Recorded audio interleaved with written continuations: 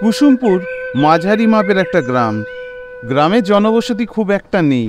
গ্রামের মোড়ে চায়ের দোকানে বেশ কিছু লোক ভিড় করে আছে। তারা সকালবেলায় সেখানে চা খেতে আসে, আড্ডা দেয়।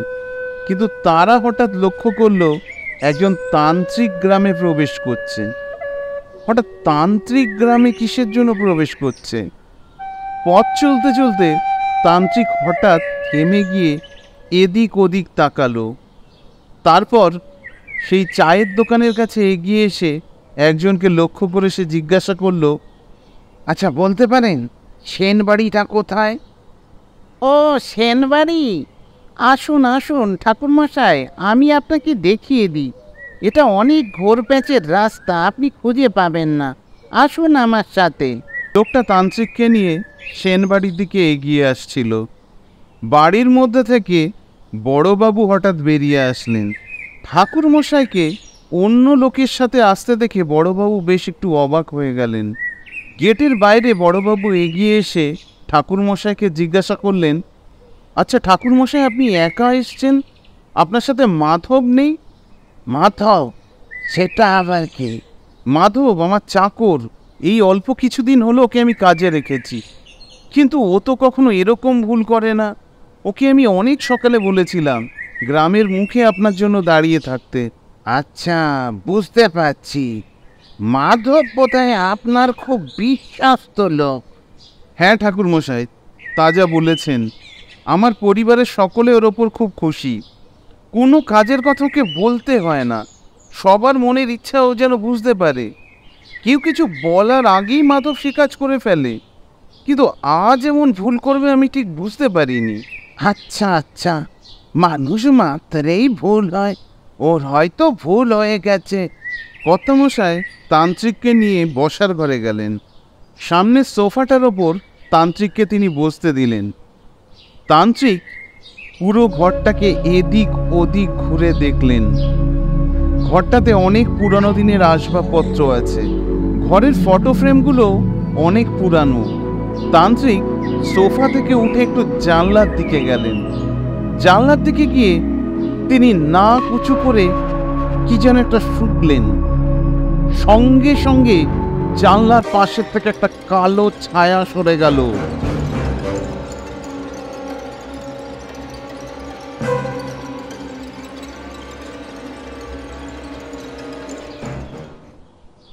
এতক্ষণে গিন্নিমা চা জল খাবার নিয়ে ঘরে চলে এসেছেন। কি ব্যাপার, তুমি এখানে? মাধব কোথায়?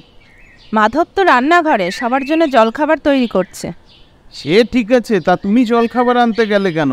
ওকে আনতে বলতে পারতে। আমি ওকে অনেকবার বলেছিলাম নিয়ে আসার জন্য, কিন্তু ও বলল, না গিন্নিমা, আমার খুব ভয় করছে। চলুন কর্তাবাবু, একটুখানি বাগানটা ঘুরে দেখে আসি। আগে একটু চা জল খাবার খেয়ে নিন। চা জল খাবার পরে এসে খাবো, কিন্তু আগে বাগানটা দেখে নেওয়া খুব জরুরি। হ্যাঁ চলুন, আপনাকে দেখায় পুরো বাগান, পুকুর, গোটা বাড়িটা।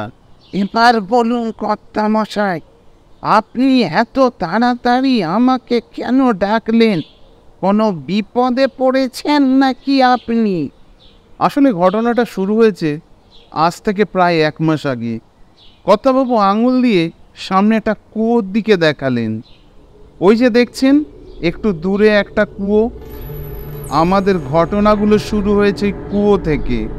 কুয়োতলার আশপাশে প্রচুর ফল গাছ আছে, নানা রকমের ফলের গাছ, তার মধ্যে আম গাছও আছে।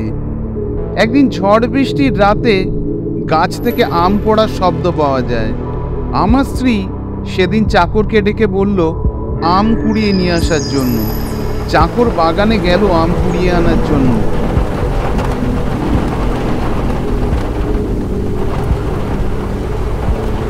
কিন্তু বেশ কিছুক্ষণ কেটে যাওয়ার পর যখন সে ফিরছে না, তখন আমার একটু সন্দেহ হলো। আমি বাগানে গিয়ে দেখলাম কই সেখানে তো কেউ নেই, অথচ এক ঝুড়ি আম কোড়ানো আছে। আর সঙ্গে সঙ্গে দেখলাম কুয়োর মুখটা খোলা। সকাল গড়িয়ে দুপুর হয়ে গেল, চাকরের খোঁজ আর পাওয়া গেল না। তারপর দিন সকালে আরও একটা অদ্ভুত ঘটনা ঘটল। আমার বাড়িতে দুজন চাকর ছিল। একজন চাকর সকালবেলা এসে হঠাৎ বলল, বাবু, আমি আর এ বাড়িতে কাজ করতে পারবো না। কেন, কি হয়েছে? না বাবু, আমি এ বাড়িতে কাজ আর করব না। আমার যা মাইনে আছে চুকিয়ে দিন, আমি এখান থেকে চলে যাব। আরে বাবা, সে ঠিক আছে, তুমি কাজ করবে না সে তোমার ব্যাপার, তোমার মাইনেও আমি চুকিয়ে দেবো, কিন্তু কারণটা তো বলবে। না বাবু, এ বাড়িতে অতৃপ্ত আত্মা আছে, আমি এখানে থাকবো না, আমি আজকেই চলে যাব বাবু। এই কথা বলে সেদিন সন্ধ্যাবেলায় সেও কাজ ছেড়ে চলে গেল। সেদিন ছিল ঝড় বৃষ্টির রাত। হঠাৎ কোথা থেকে মাধব এসে উদয় হলো। তাকে আমি চিনি না, জানি না। সে নাকি এখানে কাজ খুঁজতে এসেছে। আমিও দেখলাম আমারও চাকরের দরকার, তাই মাধবকে কাজ দিয়ে দিলাম। সেই দিন থেকেই মাধব এখানে কাজ করছে। আচ্ছা, আপনি এই কুয়োটাকে এত সন্দেহ করছেন কেন? এই কুয়োতে কি এমন আছে? আসলে এই কুয়োটা গত 40 বছর ধরে বন্ধ ছিল। জানি না, হতে পারে এই কুয়োটা খোলার ফলেই কোনো বিপত্তি হয়েছে। হ্যাঁ, তারপরে বলুন, আর কি কি সমস্যা হচ্ছে আপনার জীবনে? আসলে ঠাকুরমশাই, তারপরের থেকে আমার জীবনে যে সমস্যাগুলো দেখা দিয়েছে সেগুলো হিসাবের বাইরে। আমার বড় ছেলে অনিমেষ একদিন সকালবেলায় ঘুম থেকে উঠতে দেরি হয়। অনিমেষ সকাল সকালই গদি ঘরে যায়। সেখানে যাওয়ার পর কি ঘটেছে অনিমেষের সঙ্গে আমি জানি না। আমি যখন গদি ঘরে যাই তখন দেখি সে অচৈতন্য অবস্থায় পড়ে আছে। চোখে মুখে জল দেওয়ার পর যখন ওর জ্ঞান ফেরে, তখন গদি ঘরের এক প্রান্তে রাখা একটা আয়নার দিকে আঙুল তুলে কি যেন একটা আমাকে দেখাতে চাইছিল। তারপরের থেকেই অদ্ভুতভাবে ও শয্যাশায়ী। ও শরীরের কোনো অংশ নাড়াচাড়া করতে পারে না। এরপর একদিন আমার বড় ছেলের বউ রান্নাঘরে রান্না করছিল। কিছুক্ষণ পর রান্নাঘর থেকে একটা বিকট চিৎকারের আওয়াজ শুনে আমরা ছুটে গেলাম। আমি যখন রান্নাঘরে যাই তখন দেখি রান্নাঘরে উনুন থেকে একটা হাত বেরিয়ে এসে ওকে ধরার চেষ্টা করছে। ও সঙ্গে সঙ্গে ওখানে অজ্ঞান হয়ে যায়। সে এখন উন্মাদ পাগল। তাকে পাগলা গারদে দেওয়া ছাড়া আর কোনো উপায় ছিল না আমাদের কাছে। এরপরে আমার বড় নাতি একদিন স্কুলে যাওয়ার সময় গেটের বাইরে বেরিয়েছিল। ওকে সেদিন আমি মাধবের সাথে স্কুলে পাঠিয়েছিলাম। ও গেটের বাইরেও বেরোতে পারেনি। সঙ্গে সঙ্গে একটা চিৎকার শুনতে পেলাম। আমি ছুটে গিয়ে দেখি ওর ঘাড় মোটকে কে ওকে মেরে দিয়ে চলে গেছে। ওর নিথর শরীরটা সেখানেই পড়ে আছে, আর পাশে মাধব দাঁড়িয়ে কাঁপছে। ও যেন কিছু একটা দেখেছে, কিন্তু সেটাও কিছুতেই বলতে পারছে না। এরপর থেকে প্রতিদিনই গোয়াল ঘরের একটা করে গরুকে ঘাড় মোটকে কে যেন রেখে দিয়ে যায়, যেন তার রক্ত চুষে কেউ খেয়ে নিয়েছে। মাধব আছে, তাই ও সব সামলে রেখেছে। আমি ঠিক বুঝতে পারলাম না, আপনার কথার মানে কি? মাধব আছে তাই সব সামলে রেখেছে? আসলে ও আমার বড় ছেলের দেখাশুনো করে। বড় বউকে পাগলা গারদে দেওয়া, গরু মারা গেলে ভাগাড়ে ফেলে দেওয়া, সংসারের যাবতীয় কাজ মাধবই করে। তাই আমাকে এসব নিয়ে আর চিন্তা করতে হয় না। বুঝলাম। আচ্ছা, মাধবের সামনে আপনার নাতিকে মেরে চলে গেল, এই দেখে আপনার মনে মাধবের প্রতি সন্দেহ হয়নি? হ্যাঁ, একেবারে সন্দেহ হয়নি সেটা বলা ভুল, কিন্তু পরক্ষণেই মনে হয়েছে মাধবের পক্ষে এ কাজ করা সম্ভব নয়। মাধব স্বভাবে শান্ত, ভীতু। দেখুন না, আপনার সামনে আসতে পর্যন্ত ভয় পাচ্ছে। আমি এসব জিনিস খুব সহজেই আটকাতে পারি। কেমন করে?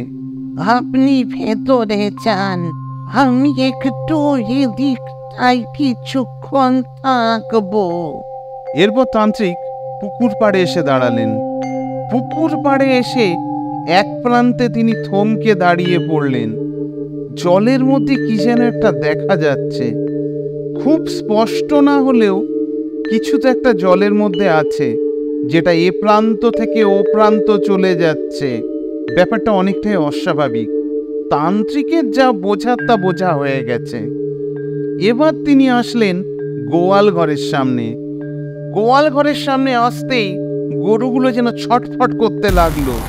গোয়াল ঘরের গরু বাঁধা গোছগুলো যেন শূন্যে ভাসতে লাগলো। তার মধ্যে কয়েকটা এসে তান্ত্রিকের গায়ে সজোরে আঘাত করলো।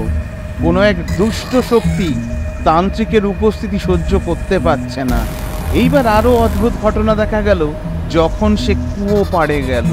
কুয়োর কাছাকাছি যেতেই কে যেন তান্ত্রিকের ঢিল ছুঁড়ে মারতে লাগলো অনবরত। এই এই আরে আরে বেশ কয়েকটা ঢিলের আঘাতে তান্ত্রিক কাবু হয়ে গেল। তান্ত্রিক মানেই যে সর্বশক্তিমান তা নয়, তারও ক্ষমতার সীমাবদ্ধতা আছে। তার বুঝতে অসুবিধা হলো না এই বাড়িতে অপদেবতার বসবাস। কর্তামশাই তান্ত্রিককে তার গুদাম ঘরে নিয়ে গেলেন। আচ্ছা, এই ঘরে মাধব কি কখনো আছে? না, এই ঘরে মাধব কোনোদিন ঢোকেনি। আমি এই ঘর থেকে বেরোনোর পর আপনার চাকর মাধবের সাথে দেখা করতে চাই।